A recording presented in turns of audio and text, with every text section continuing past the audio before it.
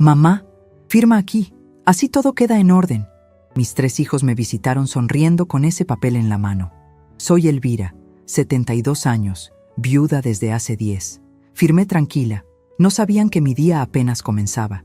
El olor a café recién colado se mezclaba con el del jazmín que entraba por la ventana de la cocina. Siempre he dicho que una casa sin olor a café por la mañana es una casa triste. La mía, gracias a Dios, nunca lo había sido. O al menos, eso creía yo. Eran las 9 de la mañana de un martes. Mis hijos no solían visitarme juntos entre semana. Mateo, el mayor, es un abogado muy importante, o eso dice él. Siempre anda con un traje que parece que le aprieta el alma. Lucas, el del medio, es ingeniero. Construye edificios altos donde la gente se amontona como hormigas. Y Tomás, el pequeño, el que siempre fue mi debilidad, trabaja en la bolsa, moviendo números que yo no entiendo y que, según él, mueven el mundo. Mi difunto esposo, Javier, que en paz descanse, siempre decía: Elvira, criamos 3 tiburones. Ojalá nunca tengan hambre en casa. Yo me reía, pero por dentro el refrán me daba escalofríos. Javier y yo levantamos todo esto desde la nada. Empezamos con una pequeña panadería en el barrio. Él amasaba de madrugada y yo vendía de día, con los niños colgados de mi delantal. Ahora, esa panadería es una cadena de pastelerías que da de comer a 50 familias. El imperio de la marquesa, le decía Javier, porque mi apellido es Marqués. Pero mis hijos nunca quisieron saber de harina ni de hornos. Querían prestigio. Se educaron en las mejores universidades, cosa de la que Javier y yo nos sentimos orgullosos, claro que sí. Pero la educación les pulió el corazón hasta dejarlo liso, sin la aspereza de la humildad.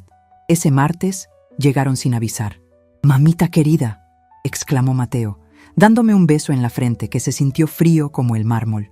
Llevaba una colonia que olía a madera cara y a prisa. «Mami, qué bien te ves», dijo Lucas, sus ojos recorriendo la cocina. Siempre que venía, Lucas miraba mi casa no como un hogar, sino como un terreno. ¿Todavía con esta cocina tan anticuada? Hay que modernizar, mamá. Modernizar es gastar en lo que no se necesita, le respondí, sirviéndole el café como a él le gusta, bien cargado. Lo antiguo, si funciona, no se toca, como las recetas de la abuela. Tomás, el más callado, solo sonrió y sacó una carpeta de cuero de su maletín. Se sentaron alrededor de la mesa de roble, donde cenamos juntos por más de 40 años. La misma mesa donde hicieron sus tareas, donde lloraron sus primeros desamores y donde Javier y yo contamos centavo a centavo para pagar sus estudios. «Bueno, mamá», carraspeó Mateo, tomando el control como siempre. «Te visitamos hoy porque estamos preocupados por ti». Levanté una ceja. Preocupados. Esa palabra, en boca de Mateo, siempre venía antes de una mala noticia. «Queremos que estés tranquila», continuó Tomás, con esa voz suave que usaba para convencer. «Ya tienes 72 años, mami. Y la vida, bueno, la vida es incierta». Mi corazón, que había bombeado tranquilo por 7 décadas, dio un vuelco. Entendí perfectamente el rumbo de la conversación.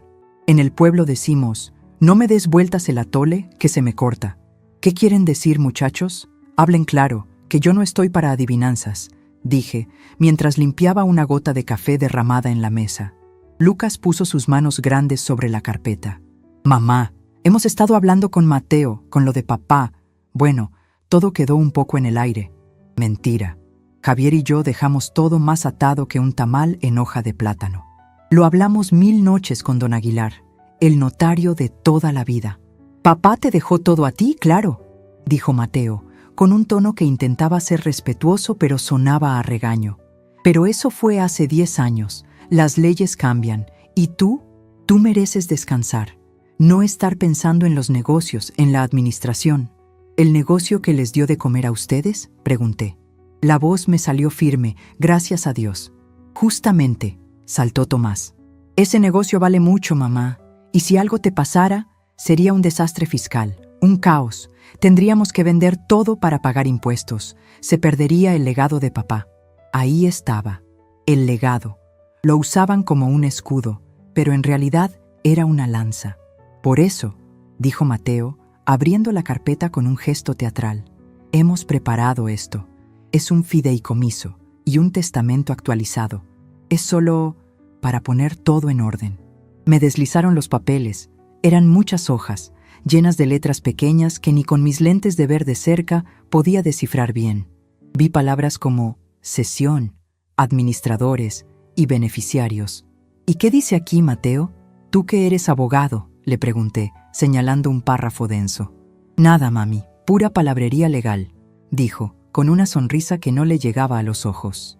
Básicamente, dice que nosotros tres nos haremos cargo de la administración de todo, de las pastelerías, de la casa.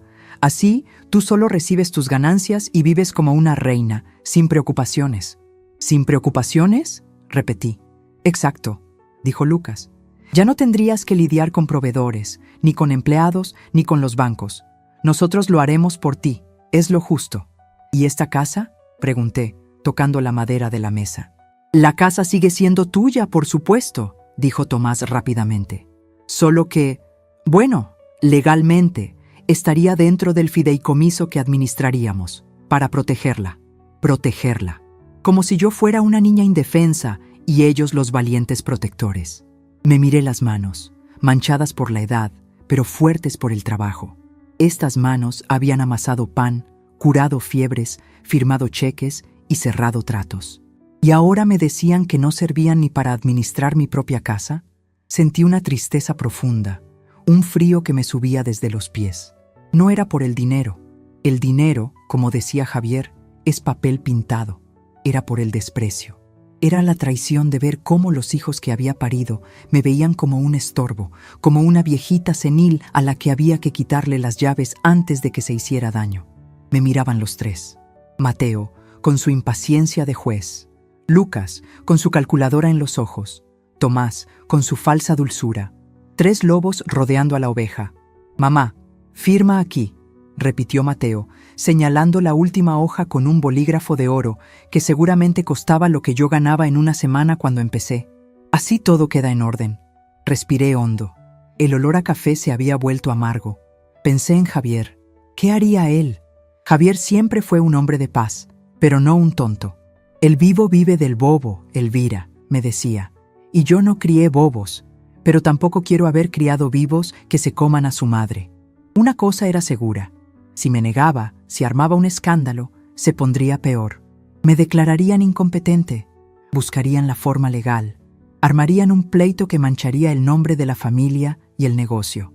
Mateo conocía las leyes. No, el escándalo no era mi estilo. Mi estilo siempre fue el de la estrategia silenciosa. Está bien, dije. Mi voz sonó tranquila, sumisa. Ellos intercambiaron una mirada de alivio. Casi pude oír su suspiro colectivo. La vieja había cedido. Sabíamos que lo entenderías, mamita, dijo Lucas palmeando mi hombro. Tomé el bolígrafo de oro. Pesaba como la ingratitud. Solo, déjenme leer la última línea, pedí. Mateo sonrió, complaciente. Claro, mamá, lo que quieras. Acerqué los papeles a mis ojos. Ni siquiera me molesté en leer. Solo necesitaba un segundo. Un segundo para tragarme la rabia y convertirla en combustible. Un segundo para recordar quién era yo, Elvira Márquez, la fundadora del Imperio de la Marquesa, la mujer que había negociado con banqueros y sindicatos, la mujer que había sobrevivido a la muerte de su esposo y había duplicado el negocio sola. Ellos creían que me estaban jubilando. Pobrecitos. No sabían que me estaban declarando la guerra. Y en una guerra, la primera regla es hacerle creer al enemigo que está ganando. Bueno, suspiré, fingiendo cansancio. Si es para que ustedes estén tranquilos, puse mi firma.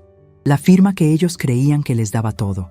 La firma que, para ellos, significaba el fin de mi autoridad. Perfecto, exclamó Mateo, recogiendo los papeles con una rapidez que lo delataba. Ya está, todo en orden. Se levantaron. De repente, tenían prisa. El café se quedó a medias en sus tazas. Bueno, mami, nos vamos. Tenemos mucho trabajo. ¿Trabajo? ¿Administrando lo mío? Pensé, pero en voz alta dije, vayan con Dios, mis hijos, y gracias por preocuparse por mí. Me dieron esos besos fríos otra vez y salieron. Escuché el rugido de sus motores caros, alejándose por la calle. Me quedé sola en la cocina. El silencio era total. roto solo por el tic-tac del reloj de la pared. Miré la mesa, las tazas a medio tomar, las migajas del pan que les había ofrecido y que no habían tocado. Sentí que las piernas me fallaban. Me senté, y por un momento, solo un momento, dejé que el dolor me invadiera. Lloré. Lloré por Javier, por la soledad. Lloré por esos 3 extraños que llevaban la sangre de mis hijos. Lloré por la ingenuidad que creyeron ver en mí. Me pregunté si había hecho bien en firmar. ¿No era eso rendirse? No, Elvira, me dije a mí misma, secándome las lágrimas con el delantal. Rendirse es llorar donde te vean. Rendirse es dejar que te pasen por encima sin hacer nada. Me levanté, lavé las tazas. La rabia se había enfriado y se había convertido en una piedra de hielo en mi estómago. Una piedra de determinación. Ellos tenían un papel firmado bajo presión, con engaños. Un papel que un buen abogado, uno mejor que Mateo quizás, podría anular. Pero yo no necesitaba anularlo, porque yo tenía algo mejor. Mis hijos eran inteligentes, sí, pero eran arrogantes. Y la arrogancia es la madre de todos los descuidos. Creyeron que como su padre había muerto, el plan que teníamos juntos había muerto con él. No contaban con que Javier y yo habíamos pasado nuestros últimos años planeando, precisamente, para este día. Para el día en que la ambición de nuestros hijos superara su amor. Elvira, me había dicho Javier meses antes de irse. Lo que construimos es nuestro, pero lo que más vale es tu tranquilidad. Si los muchachos se tuercen, no dudes, actúa. Y yo había actuado, desde hace 10 años. Mis hijos no sabían que don Aguilar, el notario, no solo era nuestro amigo, era nuestro albacea. Y no sabían que, una semana después de la muerte de Javier, yo no había firmado un testamento. Había firmado la creación de otro fideicomiso, uno real, uno blindado, uno que Javier y yo diseñamos juntos. El papel que mis hijos me hicieron firmar hoy no era más que eso, papel mojado. Me puse mis zapatos cómodos, los de salir. Me arreglé el cabello. Tomé mi cartera. Dentro de ella, en un compartimiento secreto, estaba la llave de una caja de seguridad en el banco. Salí de casa y tomé un taxi. No al centro comercial, no a la iglesia. Al despacho del notario Aguilar, por favor, le dije al conductor. Y tómese su tiempo, joven, que no tengo ninguna prisa. Firmé tranquila, luego tomé mi cartera y me fui al notario. Mis hijos habían celebrado su victoria demasiado pronto. Lo que ellos habían firmado esa mañana era su propia sentencia. La mía, la verdadera, la estaba yendo a ejecutar yo. El despacho de don Aguilar olía como siempre, a papel viejo, a café de grano y sobre todo a confianza. Era un olor que no había cambiado en 40 años. Don Aguilar, con sus 80 años tan bien puestos como su corbata de moño, era el último de su clase, un notario de los que ya no existen, de los que guardaban los secretos de una familia mejor que un confesionario. Elvira, qué milagro, dijo al verme entrar. Su secretaria, una muchacha joven que tecleaba en un aparato moderno, me miró por encima de sus gafas. Para ella, yo era solo una clienta más.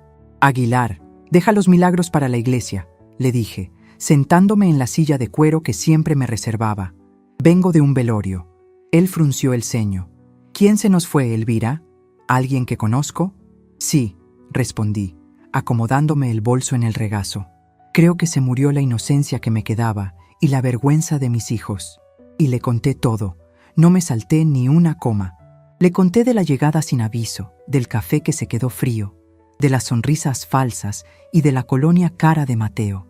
Le hablé del fideicomiso, de la administración y de la frase que me taladró el alma. Así todo queda en orden. Y finalmente le dije la palabra que temía. Y yo, Aguilar, yo firmé. Don Aguilar se quedó quieto. Sus ojos, usualmente alegres, se volvieron duros como el acero. Se levantó de su silla, que rechinó como quejándose, y caminó hacia la pared del fondo. Allí, detrás de un cuadro de la ciudad antigua, estaba la caja fuerte que yo conocía tan bien. ¿Y qué sentiste cuando firmaste, Elvira?, preguntó mientras giraba la combinación. El sonido de los mecanismos era el único ruido en la habitación. Primero, sentí que el suelo se abría, sentí frío, sentí ganas de llorar, de gritarles que eran unos ingratos, confesé, mi voz temblando por primera vez. Pero luego me acordé de Javier, Me acordé de la noche en que nos sentamos aquí, en esta misma oficina, con usted. Me acordé de lo que Javier decía. No dejes que los tiburones huelan la sangre, Elvira. Hazte la muerta si es necesario, pero nunca dejes que te vean sangrar. Don Aguilar sonrió, dándome la espalda. Javier sí que los conocía. Así que firmé, Aguilar. Firmé con la mano firme para que se fueran tranquilos, para que celebraran su victoria. Firmé para ganar tiempo. La pesada puerta de la caja fuerte se abrió con un suspiro metálico. Don Aguilar metió la mano y sacó, no un sobre, sino una caja de cedro. La puso sobre el escritorio entre nosotros. No era grande, pero pesaba. Pesaba como el legado de toda una vida. Elvira, dijo poniendo sus manos sobre la caja, el papel que firmaste esta mañana es basura. Es, ¿cómo le dicen ahora? Es un meme. Sirve para reírse y para nada más. Abrió la caja. Dentro había un solo documento, grueso, cosido a mano y con sellos de lacre. Tenía un título en caligrafía elegante. Fideicomiso indisoluble Marqués. Dijo Aguilar, tocando el documento con reverencia. Es el verdadero testamento. Y no es un testamento, Elvira. Es una fortaleza. Mis hijos creían que yo había quedado como única dueña en el aire, como dijo Lucas. Pobrecitos. Lo que Javier y yo firmamos una semana después de su muerte, hace ya 10 años, no fue una simple sucesión. Fue una estrategia de guerra. El plan Marqués, como le decía a tu esposo, murmuró Aguilar. Los detalles volvieron a mi mente, frescos como el pan de la mañana. Javier y yo no éramos tontos. Vimos la ambición crecer en nuestros hijos como la mala hierba. Vimos cómo sus títulos universitarios les habían inflado el ego, pero les habían encogido el corazón. El fideicomiso indisoluble Marqués ponía todos nuestros bienes, las 50 panaderías, la marca El Imperio de la Marquesa, la casa familiar y los 2 edificios de apartamentos que nos daban renta, en una caja legal blindada. ¿Recuerdas quiénes son los albaceas, Elvira?, preguntó Aguilar. ¿Cómo olvidarlo?, sonreí. Usted y mi hermana Matilde. Si mis hijos eran tiburones de traje y corbata, mi hermana Matilde, la hermana mayor que yo, era un crucifijo de hierro. Era la directora de la red de orfanatos más grande del país. Sor Matilde era una mujer que le había dicho que no a un ministro y que había hecho temblar a un banquero solo con la mirada. Era una mujer que no entendía de grises, solo de blanco y negro, de bien y de mal. Y yo, continué, soy la única beneficiaria en vida. Tengo el control total de las operaciones y de cada centavo, mientras viva. Exacto, asintió Aguilar. Tus hijos no son dueños de nada, son beneficiarios secundarios. Heredarán, sí, pero solo después de que tú faltes, y en partes iguales. Pero Javier, ay, mi Javier, él no se quedó ahí. Él le agregó una floritura, un pequeño detalle que en el pueblo llamamos la cereza del pastel. Muéstrame la cláusula, le pedí. Aguilar pasó las páginas con cuidado y leyó en voz alta. Cláusula 13. La cláusula de respeto. Cito. Si cualquiera de mis hijos, Mateo, Lucas o Tomás, actuara de manera comprobable con avaricia manifiesta, mala fe, o intentara por medios legales o de engaño despojar, incapacitar o mermar la autoridad y bienestar de su madre, doña Elvira Marqués, su parte de la herencia será revocada inmediata e irrevocablemente. ¿Y a dónde va ese dinero, Aguilar?, pregunté, aunque ya sabía la respuesta. Directamente, dijo Aguilar con una sonrisa que partía su cara en dos, a la fundación de los orfanatos de Sor Matilde. Tu hermana estaría encantada. Siempre necesita fondos para sus niños. El papel que mis hijos me hicieron firmar no solo era nulo, era la prueba que necesitábamos. Era la soga con la que ellos mismos se habían ahorcado. Me recosté en la silla. El frío se había ido. Ahora sentía un calorcito, una lumbre que me subía por el pecho. Era la indignación, sí, pero también era el poder. Ellos me veían como mamita, la viejita que hace café y teje, la que ya no entiende el mundo moderno. Me acordé de todas las veces. Lucas, hace 6 meses, explicándome cómo usar el celular nuevo. Mira, mami, aprietas aquí para llamar. No es tan difícil. No sabía que yo usaba el mismo aparato para revisar el precio internacional de la harina de trigo y el cacao de Ecuador antes del amanecer. Mateo, en Navidad. Mami, deja que Tomás revise las cuentas del negocio. Los números te van a enredar. Tú disfruta de tu retiro. ¿Mi retiro? Si yo había cerrado el trato con la cadena de supermercados más grande del país 2 semanas antes, mientras él jugaba al golf. Tomás, el más dulce, el más venenoso. Mami, este negocio de panaderías es anticuado, el mercado es volátil. ¿Por qué no vendemos todo? Te compramos un apartamento bonito en la playa y vives tranquila. Lo que no me dijo es que él se quedaría con el capital para sus inversiones de alto riesgo, esas que suben como espuma y bajan como piedra. Me vieron en mi delantal. Me vieron con las manos manchadas de harina. Me vieron sirviéndoles el plato de sopa caliente cuando tenían el corazón roto. Y confundieron mi servicio con servilismo. Confundieron mi amor de madre con estupidez. Creyeron que la viuda era una viuda tonta. Le dije a Aguilar. Olvidaron quién le enseñó a Javier a negociar con el banco por nuestro primer préstamo. Olvidaron quién descubrió al contador que nos robaba en los años 90, solo mirando cómo apuntaba los sacos de azúcar. Nunca subestimes a una mujer que ha pasado 40 años contando centavos y pesando gramos, Aguilar. Sabemos dónde sobra y dónde falta. Y a mis hijos les falta decencia. Entonces, ¿qué hacemos, Elvira?, preguntó el notario, cerrando la caja de cedro. Tenemos 2 caminos. El camino rápido, la bomba atómica. Mañana mismo les envío una carta notarial a los 3. Los cito aquí. Les leo la cláusula 13. Activamos la donación. Mateo, Lucas y Tomás Rivas Márquez se enteran de que han trabajado toda su vida para, al final, donar su herencia a los niños de Sor Matilde.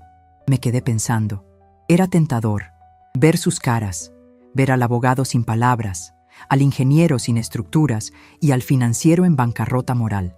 Sería rápido, dije, y justo, pero el dolor rápido se olvida rápido, Aguilar. Y una lección que no duele no enseña. Me han cocinado a fuego lento por 10 años. Me han tratado como un mueble viejo que estorba. Si les lanzo la bomba ahora, serán víctimas. Dirán que su madre los desheredó por un error. No, Aguilar. Ellos me han faltado al respeto a mí, pero peor, le han faltado el respeto al trabajo de su padre. Y eso, dije poniéndome de pie, no lo voy a permitir. Ellos creen que hoy tomaron el control, creen que tienen el poder. ¿Sabe qué van a hacer esta semana? Aguilar me miró, interesado. Mateo, continué, irá a la oficina central, se sentará en la silla de su padre y pedirá los libros de contabilidad. Lucas llamará a sus amigos arquitectos para ver cuánto vale el terreno de mi casa. ¿Y Tomás? Tomás intentará mover el dinero de las cuentas de la empresa a sus fondos de inversión. No podrán, dijo Aguilar. Todas las cuentas, todas las propiedades, están bajo el fideicomiso. Necesitan mi firma y la de Matilde para mover un solo centavo. Exactamente, exclamé, sintiendo la adrenalina. Esa es la belleza de esto. Se van a estrellar contra una pared de cristal. Intentarán abrir puertas y sus llaves no funcionarán. Irán al banco y el gerente les dirá, con mucha pena, que hay un protocolo. Se van a confundir. Van a pensar que es burocracia, como dice Mateo. Se van a enojar. Se van a culpar entre ellos. Vas a jugar con ellos, Elvira. Voy a educarlos, Aguilar. Voy a darles cuerda, como se le da al papalote antes de cortarle el hilo. Van a subir y subir, pensando que el cielo es suyo. Van a sentir el poder en sus manos. Y luego, les corto el hilo. Saqué mi agenda de mi cartera. Tenemos trabajo. Primero, quiero que llame a Sor Matilde. Dígale que el plan Marqués ha entrado en fase 2, que la necesito en la ciudad para el próximo lunes, que se traiga su hábito más almidonado. Eso será un placer, sonrió el notario. Segundo, prepare la carta, la que menciona el tema que me enviaron. ¿La carta que los deshereda? No.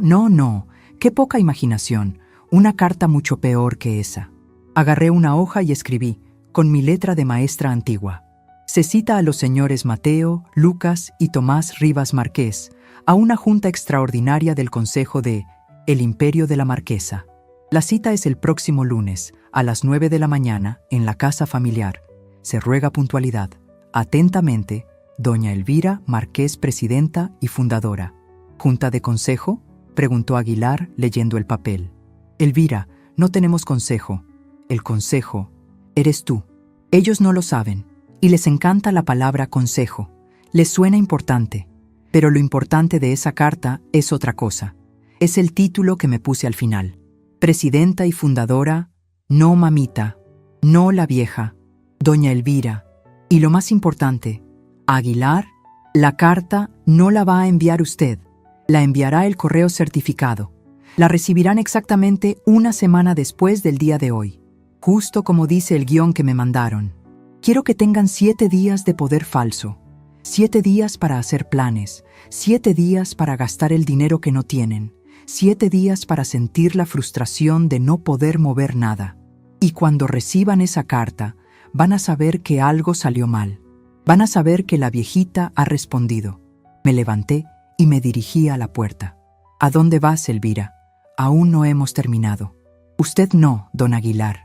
Tiene que llamar a mi hermana. Yo sí. Tengo que ir al banco. ¿Al banco? ¿A qué? A mi caja de seguridad privada, la que Javier y yo abrimos en otro banco, la que no está en ningún papel de la empresa.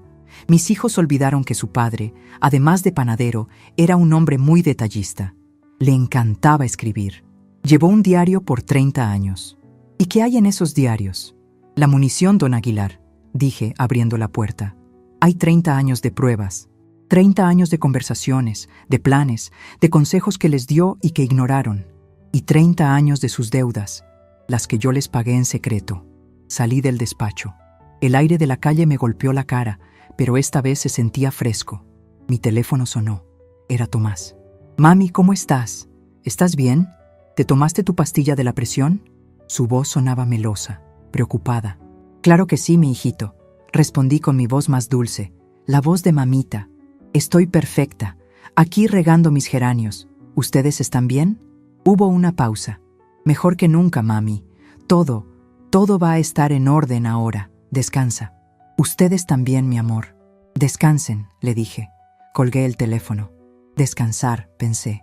Ay, mis hijos, si supieran. El descanso se acabó.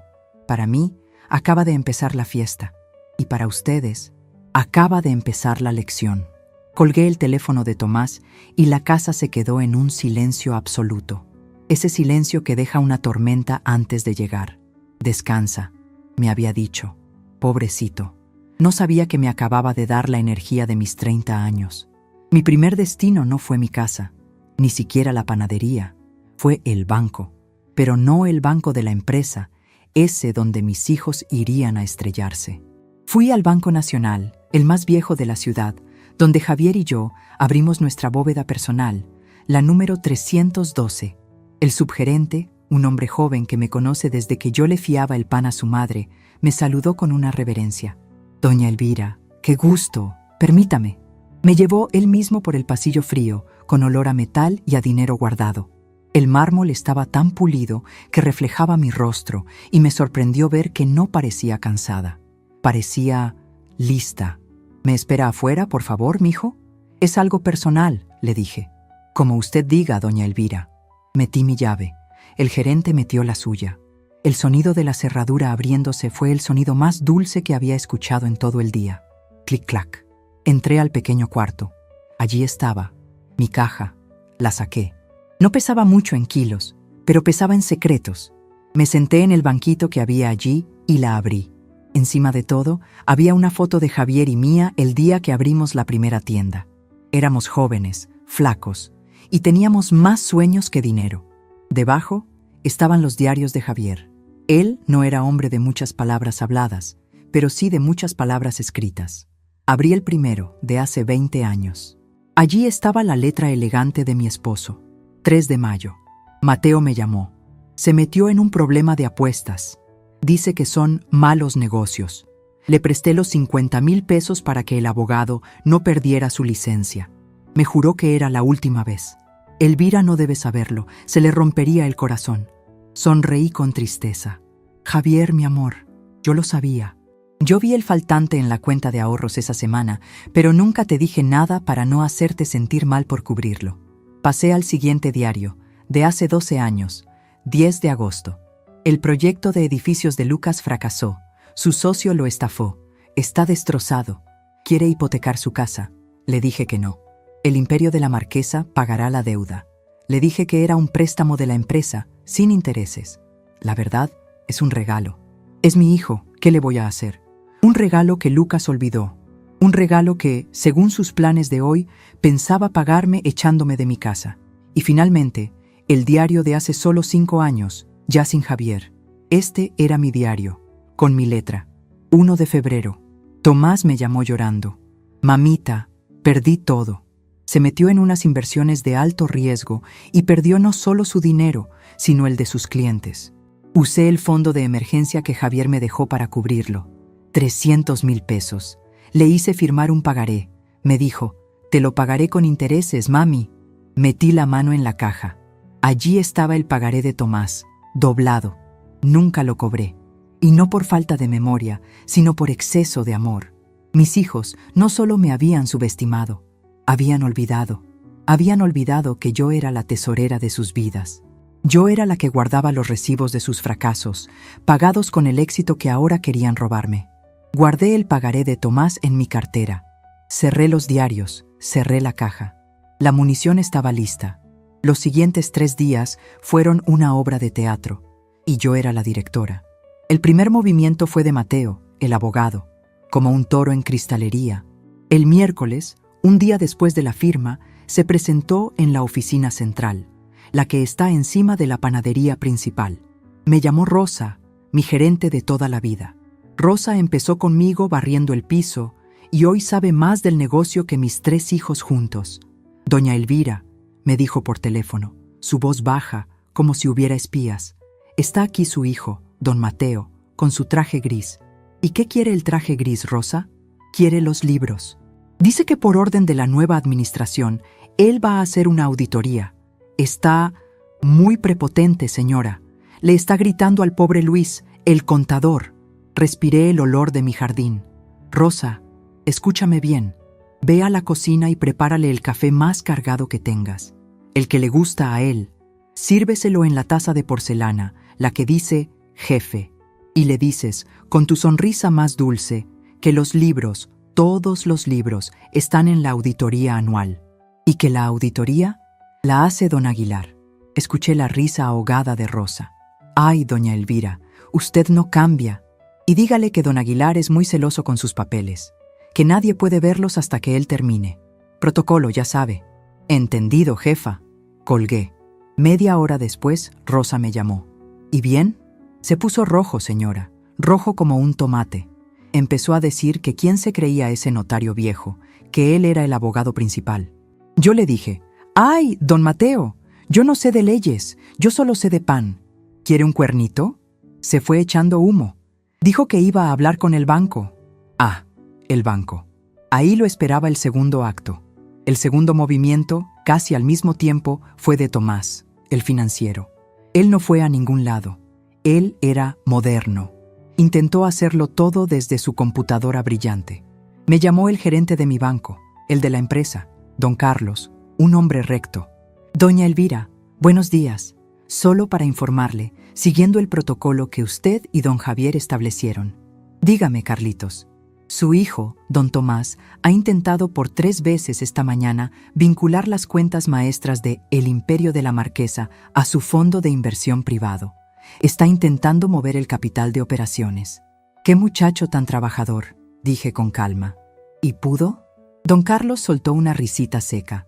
Doña Elvira, usted sabe que para mover un centavo de esa cuenta se necesita la firma húmeda suya, la de don Aguilar y la de su hermana Matilde, y además un sello notarial. Su hijo está atascado en el formulario digital. ¿Y qué le dice el sistema? Le dice, error de autorización, contacte al administrador. Y el administrador es usted. Pobre mijo, se va a frustrar. Déjelo que lo intente un par de días más, Carlitos. Quizás es un error de su computadora. No queremos ser mal pensados. Como usted ordene, doña Elvira. El protocolo es el protocolo. Colgué. Ya eran 2. Faltaba 1. El tercer movimiento fue el de Lucas, el ingeniero, el hombre de visión. Y este fue el que más me dolió, porque lo hizo en mi propia casa. El jueves por la tarde sonó el timbre.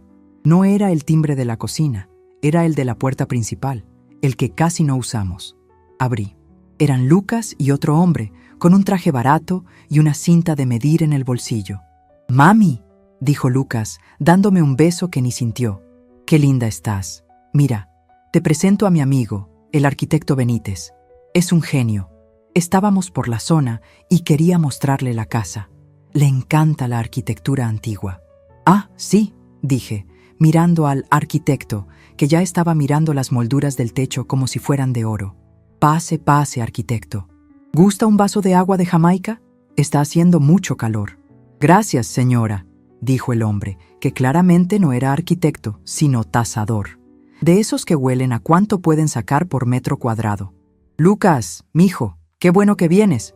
Casi no te veo el pelo.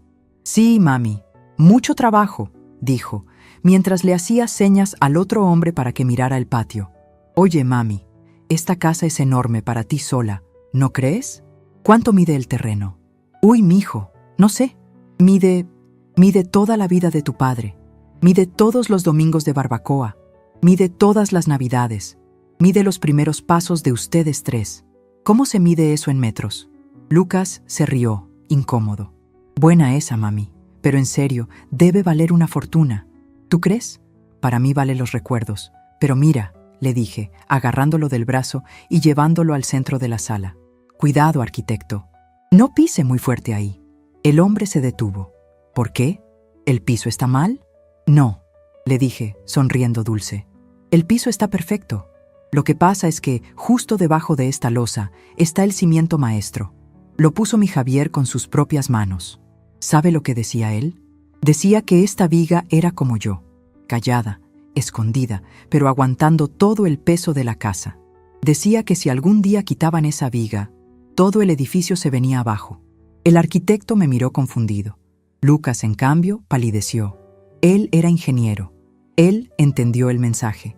Vámonos, Benítez, ya es tarde, dijo Lucas, agarrando al hombre del brazo. ¿Ya se van, mijitos? Pero si no han probado la Jamaica, dije, haciéndome la sorprendida. Tenemos prisa, mami, te llamo luego. Salió casi corriendo. Desde la ventana los vi discutir en el coche. El tasador estaba enojado y Lucas le daba manotazos al volante. Me senté en mi mecedora. 3 intentos, 3 fracasos. La confusión en sus caras era mi primer pago. El viernes fue un día de silencio. No llamaron. Ninguno. Me los imaginé reunidos en la oficina de Mateo. Los 3 tiburones, oliendo la sangre, pero descubriendo que era de ellos mismos. Tu papel no sirve, Mateo, seguramente gritaba Lucas. Traje al tasador y la vieja casi nos corre con un cuento de vigas. Y yo no puedo mover el dinero, gritaría Tomás. El sistema está bloqueado. Ese notario tiene todo amarrado. Cálmense, diría Mateo. El papel es legal, la firma es de ella. El problema es la burocracia de esos viejos. El lunes voy a ir al registro de la propiedad con este documento y tomaré posesión. Y tú, Lucas, deja de ser tan obvio. Y tú, Tomás, sigue intentando. La vieja no puede ganarnos. Es solo una vieja. Ay, mis pobres muchachos, qué poco me conocían. El sábado, mientras ellos planeaban su siguiente ataque, yo hice mi propio movimiento. Fui a la panadería principal, pero no entré por la oficina. Entré por la cocina, por la puerta de atrás, como lo hacía hace 50 años. El olor a levadura, a mantequilla caliente y a canela me golpeó como un abrazo. ¡Doña Elvira!, gritó Manolo, el maestro panadero, un hombre que trabajó primero para mi padre. ¿Qué hace usted aquí un sábado? ¡Pase, pase! Todo el mundo dejó lo que estaba haciendo. Las amasadoras pararon. Los hornos siguieron, pero la gente se volteó. Eran 50 empleados, 50 familias. Buenos días, muchachos, dije, mi voz fuerte y clara. Solo venía a ver si el pan sigue saliendo bueno. Mejor que nunca, jefa, gritó alguien. Tengo 2 noticias, anuncié, parándome en medio de la harina. La primera es que he oído rumores de cambios, rumores de administraciones nuevas. El silencio fue total. Que quede claro. Aquí, dije, golpeando una mesa de acero. La única administradora, la única presidenta y la única fundadora, mientras Dios me dé vida, se llama Elvira Márquez. Y esta, señalé a Rosa, que estaba a mi lado, es mi mano derecha. ¿Entendido? Un sí, doña Elvira, resonó en la cocina. Y la segunda noticia, sonreí. Es que el bono de primavera, que siempre se paga en abril, se paga hoy, porque se me da la gana y porque ustedes se lo merecen. El grito de alegría me calentó el corazón. Eso era poder. No el de un papel firmado con engaños. Era el poder del respeto, el poder del trabajo. Rosa, le dije en voz baja, usa el fondo de emergencias, el que yo manejo. Que todos tengan su cheque antes del mediodía. Salí de allí entre aplausos. El dinero, el que Tomás no pudo mover, yo lo estaba usando para premiar la lealtad. El 7º día descansé. El domingo. Fui a misa y recé. Recé por el alma de Javier. Y recé por el alma de mis hijos, porque la iban a necesitar. El lunes, una semana exacta después de la traición, fue el día de la carta. Yo estaba en mi cocina, claro, tomando mi café. El de verdad. A las 8:30 de la mañana, don Aguilar me confirmó que los 3 mensajeros certificados habían salido. Uno para el bufete de Mateo, uno para la constructora de Lucas, uno para la oficina de Tomás en el centro financiero. A las 9:05 sonó mi teléfono. Era Mateo. Su voz no era la del abogado prepotente. Era la de un niño confundido que ha visto un fantasma. «¿Mamá? Dime, hijo. ¿Desayunaste? Mamá, me acaba de llegar una carta, del correo certificado, de una junta de consejo de El Imperio de la Marquesa». «Ah, qué bueno que te llegó. Ya me estaba preocupando», dije con calma. «¿Qué es esto, mamá? ¿Es una broma? ¿Presidenta y fundadora? ¿Por qué sería una broma, Mateo? Es mi título». «¿O no sabías que yo fundé esa empresa?». Colgó. A los 2 minutos sonó de nuevo. «Lucas». «Mamá, ¿qué diablos estás haciendo? Me llegó una citación, como si yo fuera un empleado. ¿Junta de qué?». «De consejo, mijo. Consejo. Es una palabra bonita. Significa que vamos a hablar. Ve al diccionario». Colgó. Y 1 minuto después, Tomás, el más nervioso. «Mami, ¿qué pasa? ¿Estás bien? Me llegó esta carta. Mateo y Lucas están furiosos». «¿Qué está pasando, mami?». «Lo que pasa, Tomás», dije, dejando la taza en el plato, «es que se acabó el juego. La carta es muy clara. Es una citación». De repente, oí la voz de Mateo en el fondo. «Ponla en altavoz». «Mamá», dijo Mateo, su voz ahora metálica por el teléfono. «Estamos los 3. Ya basta de tonterías. Tenemos un documento legal que te quita la administración. Tú firmaste». «Ah, ¿el documento?», pregunté. Estaba esperando que mencionaran eso. «Qué bueno que lo tienes a la mano, Mateo. Tráelo a la junta». «No vamos a ir a ninguna junta, estúpida». «Mateo», dije, y mi voz cambió. «Se fue la mamita. Se fue la viejita. Salió doña Elvira Márquez. Tú eres abogado. Sabes lo que pasa cuando no te presentas a una citación del consejo que preside el dueño. Se considera, ¿cómo le dicen ustedes?». «Ah, sí, desacato». Hubo un silencio largo. Podía oírlos respirar. «No puedes hacernos esto», susurró Tomás. «Yo no estoy haciendo nada, mis hijos. Ustedes lo hicieron todo. El papel que me hicieron firmar fue muy conmovedor. La tinta era de buena calidad, pero el contenido es lo que vamos a discutir». «¿Discutir?», bufó Mateo. «Sí, los espero aquí, el próximo lunes, a las 9 de la mañana, en la casa. Traigan sus mejores trajes.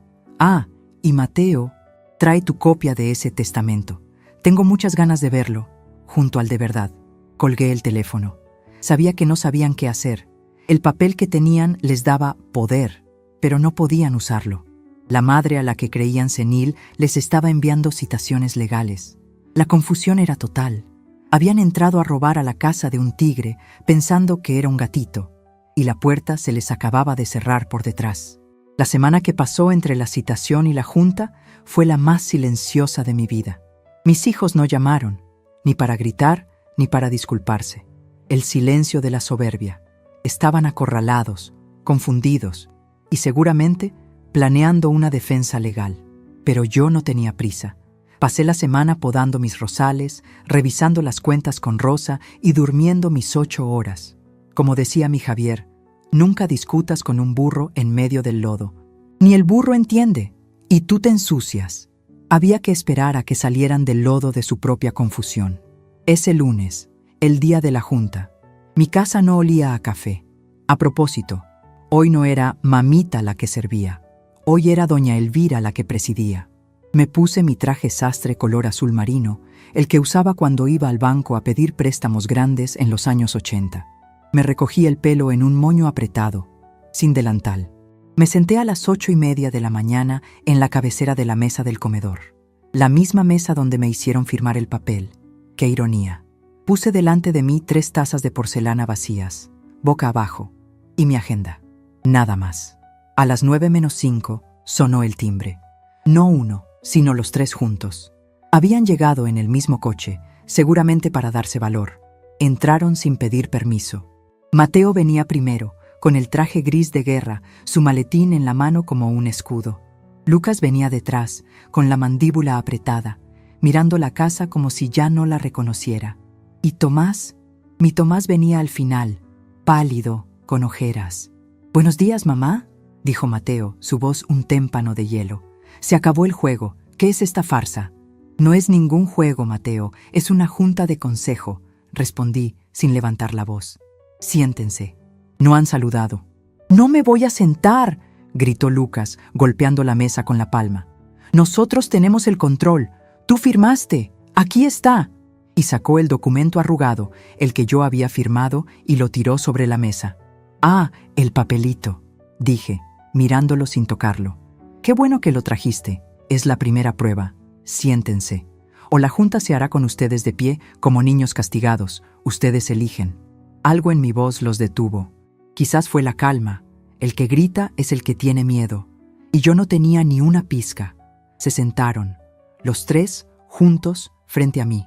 3 jueces listos para una sentencia, sin saber que ellos eran los acusados. «Bien», dijo Mateo, abriendo su maletín. «Hagamos esto rápido. Mamá, entendemos que estés confundida». «Yo no estoy confundida, hijo. Los confundidos son ustedes. Creyeron que el banco tenía un error.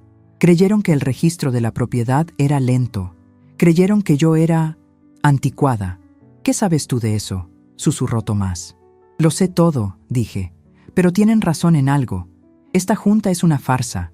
No es una junta de consejo, porque el consejo soy yo». Hice una pausa. «Pero sí es una junta de albaceas, y faltan 2 personas». Se miraron entre ellos. «¿Albaceas?». Justo en ese momento, como lo había planeado, sonó el timbre. «Tomás, mijo, tú que estás pálido, ve a abrir la puerta, anda, son tus tíos». «¿Tíos?», repitió. Tomás se levantó y caminó como un autómata. Se oyeron voces en el recibidor, y entonces entraron. El primero fue don Aguilar, mi notario, con su traje impecable y su moño. Mis hijos lo conocían y lo respetaban a regañadientes. Mateo casi se levanta para gritarle por el protocolo del banco, pero fue la segunda persona la que los dejó helados. Entró mi hermana, Sor Matilde. Hacía 5 años que no venía a esta casa. Sor Matilde, con su hábito de monja almidonado, que sonaba como el viento cuando caminaba. Su cara, llena de arrugas, pero con una mirada que podía detener un tren. Era la directora de la red de orfanatos más grande del país. Una mujer de hierro, una mujer que no entendía la palabra excusa. «Elvira», dijo, su voz grave llenando la sala. «Matilde, Aguilar». «Siéntense», les dije. Se sentaron a mis lados, yo en la cabecera, Aguilar a mi derecha, Matilde a mi izquierda. El tribunal estaba completo. Mis hijos se habían encogido en sus sillas, habían contado con una madre viuda y sola. No contaban con la ley y la iglesia. ¿Qué hace ella aquí, mamá?», tartamudeó Lucas. «Tu tía Matilde», respondí. «Es, junto con don Aguilar, la coalbacea y ejecutora del verdadero testamento, del que firmamos tu padre y yo». «Eso es mentira», saltó Mateo. «El testamento es este, el que firmaste hace una semana». Don Aguilar carraspeó. Sacó de su propio maletín la caja de cedro. La puso sobre la mesa. El sonido fue sordo y final. «Joven Mateo», dijo Aguilar, «su papel, con todo respeto a su título de abogado, es una vergüenza legal. Es nulo de origen, firmado bajo engaño, sin testigos notariales, y lo más importante, intentando anular un documento que es irrevocable». Abrió la caja y sacó el verdadero documento, el fideicomiso indisoluble marqués. Su padre y su madre, continuó Aguilar, previniendo esto, blindaron el patrimonio hace 10 años. Y entonces Aguilar leyó.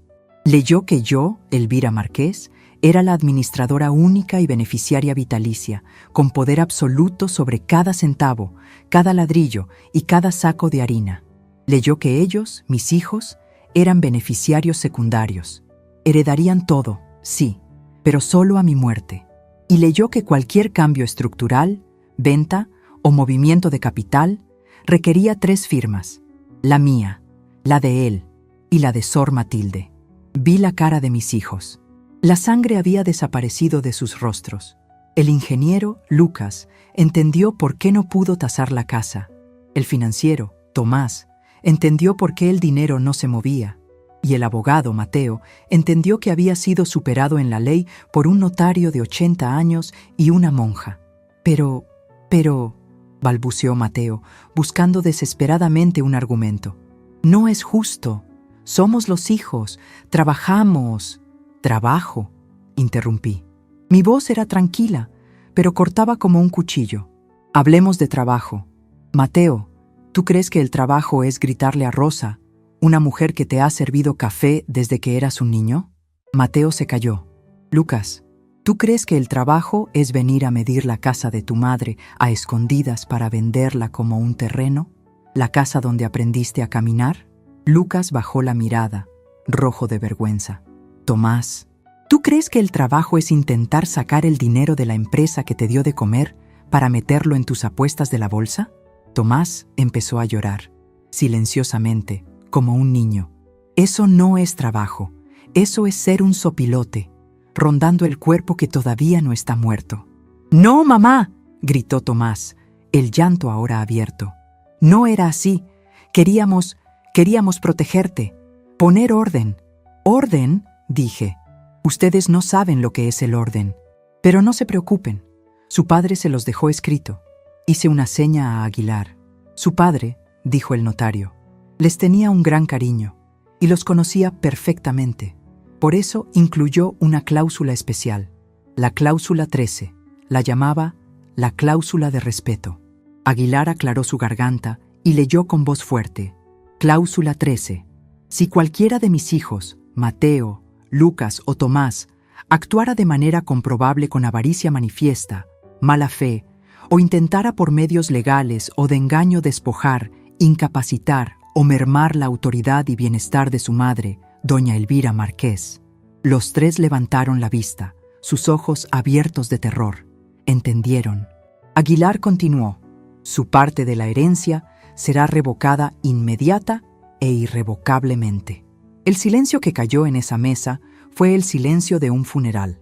Y, dijo Aguilar, cerrando el documento, el papel que ustedes le hicieron firmar a su madre la semana pasada, señores, es la prueba irrefutable de avaricia manifiesta y mala fe. Han activado la cláusula. Ustedes mismos. No, susurró Mateo. No, no pueden. ¿Y a dónde va ese dinero, don Aguilar?, pregunté, aunque ya lo sabía. Según el testamento de don Javier, dijo Aguilar, en caso de activarse la cláusula 13, la totalidad de la herencia revocada se transfiere como donación directa a la Fundación de los Orfanatos de Sor Matilde. Fue entonces cuando mi hermana habló por primera vez. Sor Matilde miró a sus 3 sobrinos, uno por uno. Sus ojos no tenían rabia, tenían lástima. ¡Qué generosos, muchachos!, dijo, su voz resonando. No saben la falta que nos hace un techo nuevo en el ala de los bebés. El Señor sabe recompensar a los dadores alegres, aunque ustedes de alegres no tengan nada. ¡Tía!, gritó Lucas poniéndose de pie. No puede hacernos esto, es todo, es el trabajo de papá. Exacto, gritó Matilde, poniéndose de pie también, y por primera vez vi el fuego en sus ojos. Es el trabajo de tu padre y de tu madre. ¿Y cómo le pagan? ¿Tratándola como una loca? ¿Como un estorbo? ¿Como una niña a la que se le quita un dulce? Se inclinó sobre la mesa. Yo vivo rodeada de niños que no tienen nada, que rezan cada noche por una madre como la que ustedes tienen. Y ustedes, teniéndolo todo, intentaron robarle lo único que le queda, su dignidad. ¡Qué vergüenza! ¡Qué asco! Mateo, el abogado, estaba deshecho. Tía, mamá, fue un error. Un mal consejo. El papel, lo rompemos, miren. Y agarró el papel de la traición y lo hizo pedazos. Ya está, se acabó. No hay prueba. Lo miré con tristeza. Ay, Mateo, qué mal abogado eres. Creí que eras más inteligente. De mi bolso saqué mi teléfono. Apreté un botón y la voz de Tomás llenó la sala. Mami, ¿cómo estás? ¿Estás bien? ¿Te tomaste tu pastilla de la presión? Y luego mi voz. Claro que sí, mi hijito. Estoy perfecta. Aquí, regando mis geranios. Y la voz de Tomás. Mejor que nunca, mami. Todo va a estar en orden ahora. Descansa. La grabación que hice el día que firmé. Tomás se puso blanco como el papel. Eso, le dije a Mateo, es la prueba, la premeditación, el engaño. ¿O quieres que ponga la grabación de la cámara que tengo en la cocina, donde se oye a Mateo decir, pura palabrería legal, mamá? Mateo se desplomó en su silla, derrotado. Me han subestimado por 10 años, dije, mi voz ahora cansada. Me vieron como la viuda, la viejita, la que hace café. Olvidaron quién fundó este negocio con su padre. Olvidaron quién negociaba con los bancos cuando su padre estaba en la panadería. Olvidaron quién les pagó sus errores. Y saqué los diarios. Los puse sobre la mesa. Ustedes hablan de dinero. Yo hablo de deudas. Deudas morales. Abrí el primer diario y se lo deslicé a Mateo. 50,000 pesos. Tus deudas de malos negocios. Javier te cubrió. Dijo que yo no debía saberlo. Yo lo supe al día siguiente. ¿Crees que soy tonta? Mateo miró la letra de su padre y sus hombros se sacudieron. Deslicé el segundo diario a Lucas. Tu proyecto fallido. La estafa de tu socio. 300,000 pesos. El imperio de la marquesa te salvó. ¿Creíste que el dinero crece en los árboles? Lucas tenía la cara entre las manos. Y por último, saqué el pagaré. El de Tomás. Se lo deslicé. Tus inversiones de alto riesgo. Te lo pagaré con intereses, mami. Han pasado 5 años, Tomás. Todavía estoy esperando el primer pago. Los 3 estaban destrozados, llorando, humillados. A partir de hoy, dije poniéndome de pie, estableciendo la nueva realidad, han perdido su herencia. El dinero de su padre ya no es suyo, es de los huérfanos. Mamá, por favor. ¡No!, suplicó Tomás, agarrándome la mano. Me solté con suavidad. Se acabó el dinero fácil. Se acabaron los hijos de papá y mamá. Se acabaron los trajes caros y las oficinas de lujo pagadas con mi harina. Sor Matilde, don Aguilar, dije mirándolos. La cláusula 13 ha sido ejecutada. El dinero es suyo. Mis hijos me miraban como si los hubiera sentenciado a muerte. Ahora, dije volviendo a mirarlos, hablemos de sus trabajos. Me miraron confundidos. ¿Creían que los iba a echar a la calle? Yo no soy como ustedes. Yo soy una madre, y una madre educa, aunque sea a palos. Tomaron a un poco de aire. La esperanza. La herencia se fue, pero su apellido, el apellido Marqués, ese se lo tienen que ganar. A partir de mañana, los 3 tienen nuevos empleos. ¿Qué?, dijo Lucas. Mateo, a las 8 de la mañana te quiero en la oficina central. Rosa, la gerente, te va a dar tu escritorio. En el almacén, vas a ser el asistente legal. Vas a revisar cada contrato de compra de levadura y azúcar. Y tu jefa será Rosa, la mujer a la que le gritaste. Tu sueldo será el mínimo, como el de todos. Lucas, a las 4 de la mañana, en la panadería principal. Manolo, el maestro panadero, te espera. Vas a aprender lo que es la logística, vas a cargar sacos, vas a oler el sudor del trabajo. Y vas a entender por qué esta casa vale tanto, porque está pagada con sudor, no con engaños. Y tú, Tomás, mi financiero, tú te quedas aquí, conmigo, en esta mesa, con lápiz y papel. Vas a ser mi tesorero personal y vas a pagarme ese pagaré, con intereses, los intereses del amor que traicionaste. Esa es la nueva dinámica. Ya no son los herederos, son mis empleados. Tienen un año para demostrarme que son Rivas Marqués, no solo Rivas. Un año para recuperar su dignidad. Si no, la puerta es ancha. Me di la vuelta. La junta había terminado. El poder estaba revelado. Elvira, dijo Sor Matilde, levantándose. Aguilar, Matilde, gracias por venir. Tomen un taxi. Pásenle la cuenta a Tomás, es el nuevo tesorero. Salí de la sala, dejándolos solos con el eco de mis palabras y el olor de su propia derrota. La casa, por fin, volvía a estar en orden. En mi orden. Salí de la sala del comedor y me fui a mi cocina. Los dejé allí a los 5. A mis 3 hijos rotos, a mi hermana, la monja, y a mi notario, el ejecutor. Escuché el murmullo de sus voces, pero no me interesó. Cerré la puerta de la cocina. Este era mi santuario. Me serví, por fin, mi taza de café. El primer sorbo fue el más dulce que había tomado en 10 años. No era una victoria sobre ellos. Era una victoria sobre el miedo. El miedo a la soledad, el miedo a que me vieran como un estorbo. Ese día, ese miedo se murió.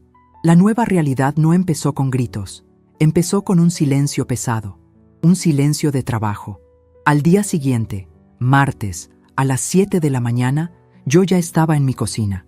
Había un lugar puesto en la mesa, frente al mío, con un cuaderno de contabilidad de los antiguos, de esos de tapa dura, un lápiz bien afilado y una calculadora simple, de las que no tienen memoria. Tomás fue el primero. Entró a las 8.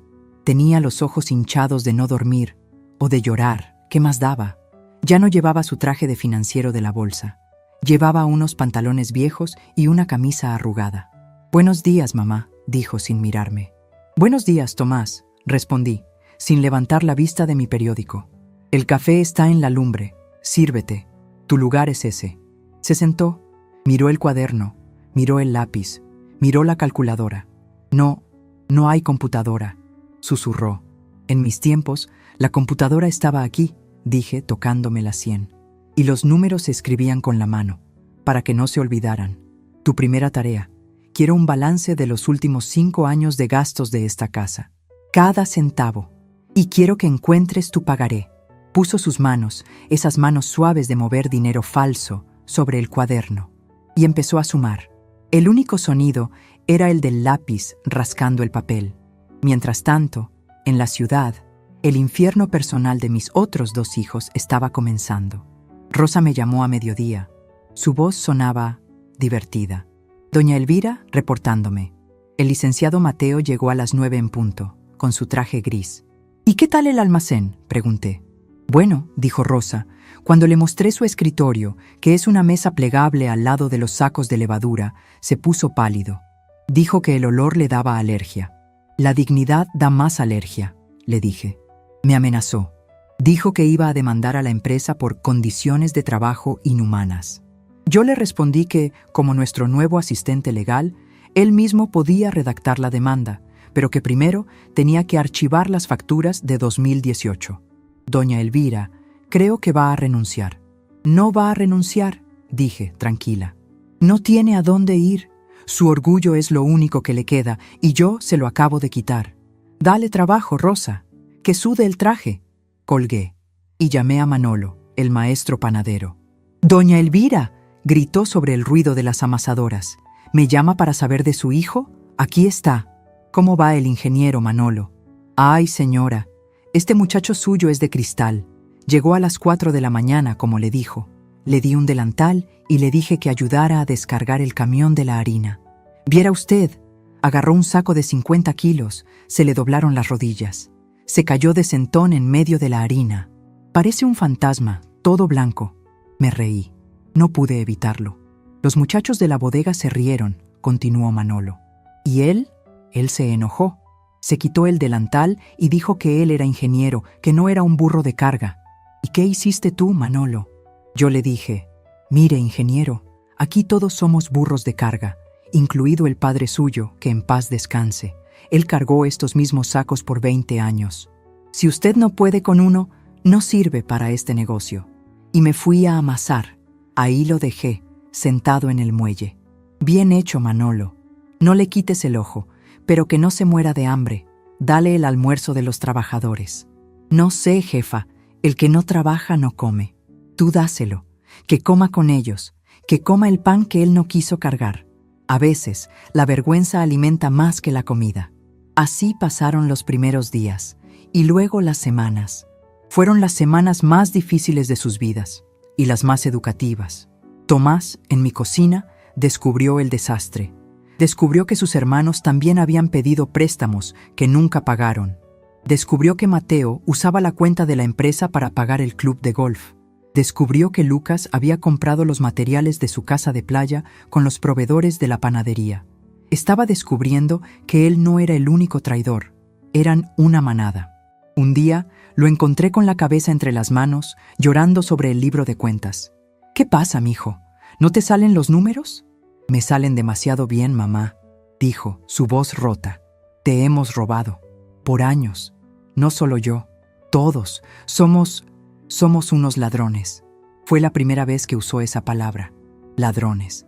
«Y tú», continuó, «tú lo sabías. Aquí está todo.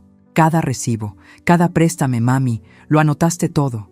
¿Por qué nunca dijiste nada?» Me senté frente a él.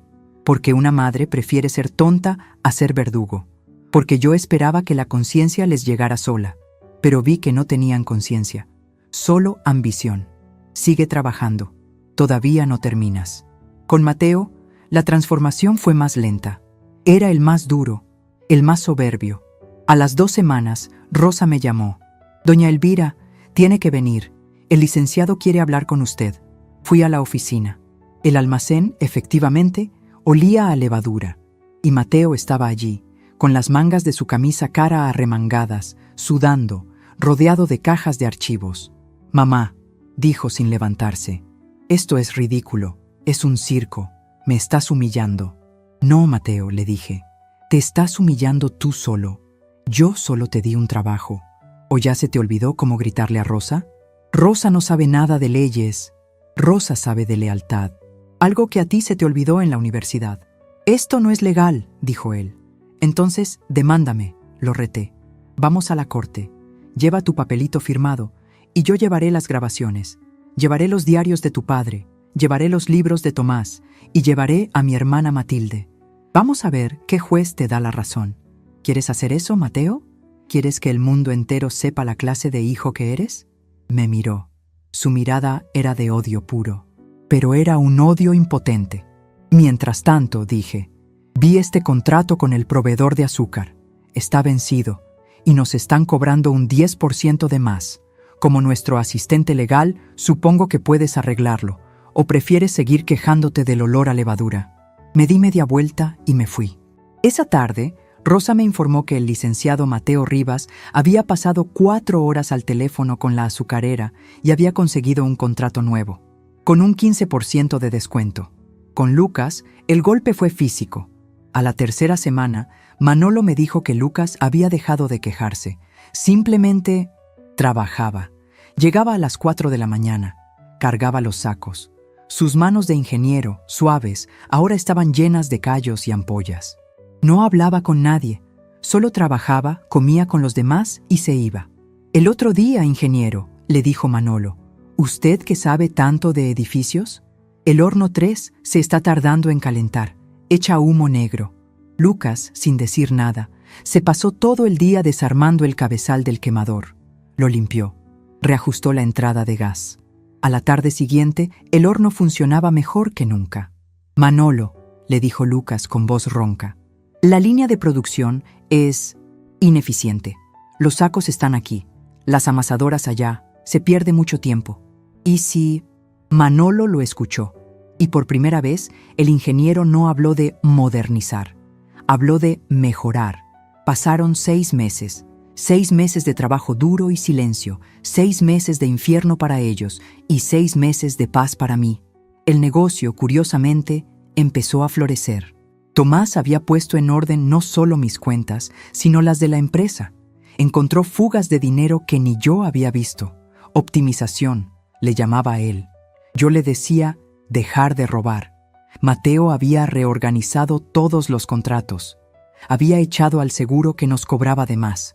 Había renegociado los alquileres de los locales y le había dado a Rosa un curso básico de derecho laboral para jefes, para que nadie volviera a tomarle el pelo. ¿Y Lucas?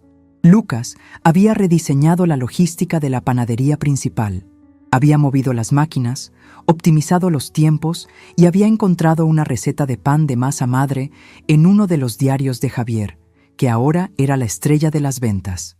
Un domingo los invité a comer. La última vez que comimos en esa mesa fue el día de la traición.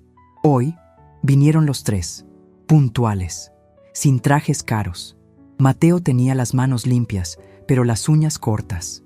Lucas tenía una pequeña cicatriz de quemadura en el brazo. Tomás traía su cuaderno de cuentas. «Mamá», dijo Tomás antes de sentarnos, puso el cuaderno en la mesa. «Ya terminé». «¿Terminaste qué, hijo?» «De pagarte, el pagaré, más los intereses, más todo lo que mis hermanos y yo te robamos. Según mis cálculos, con el trabajo que he hecho estos 6 meses, optimizando los costos, la empresa se ha ahorrado el doble de la deuda. Así que, técnicamente, estamos a mano». Lo miré.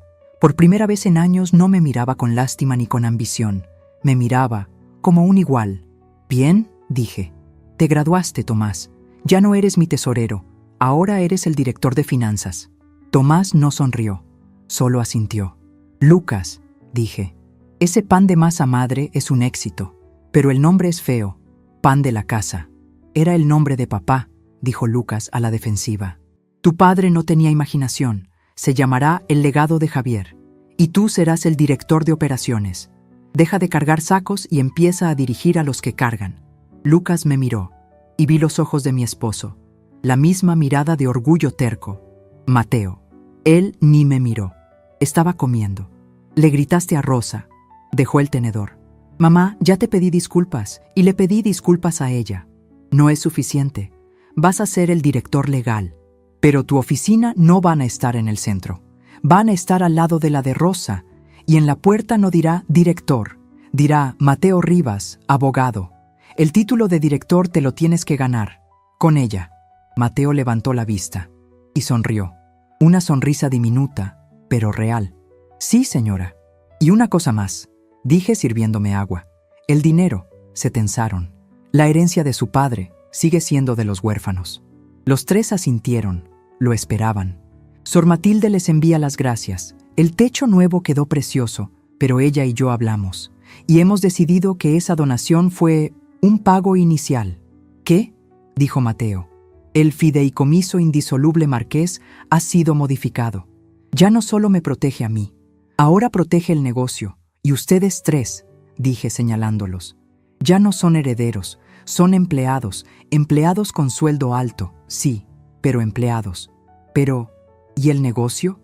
¿Quién lo heredará cuando tú?» Tomás no pudo terminar. «Qué buena pregunta, mijo. Lo heredará el que más lo merezca. Puede ser uno de ustedes, o puede ser Rosa, o puede ser Manolo, o pueden ser los niños del orfanato de Matilde». Me levanté. Me sentía ligera. El imperio de la marquesa ya no es una herencia, es un premio. Y se lo va a ganar el que trabaje más, el que sea más leal, el que entienda que la harina es sagrada y el trabajo es una bendición. Mis hijos me miraron. Ya no me veían como mamita, ya no me veían como la viejita senil. Me hicieron firmar un papel para poner todo en orden, dije, recordando sus palabras. Y tenían razón. Hacía falta poner orden. Gracias por la idea. Vi a mis 3 hijos. Ya no eran tiburones, eran hombres. Hombres que habían sudado, que habían sido humillados y que por fin estaban aprendiendo a trabajar. «Ahora», dije, volviendo a la cocina, «alguien lave los platos, el director de finanzas quizás, para que no se le olvide cuánto cuesta el jabón». Me fui a mi jardín a ver mis geranios. Había recuperado mi casa, había salvado el legado de mi esposo y había recuperado a mis hijos. A veces, para salvar una casa, tienes que prenderle fuego a un par de habitaciones. Y ellos lo entendieron. Dejaron de ver mi delantal como un símbolo de servicio y empezaron a verlo como lo que siempre fue, un uniforme de general.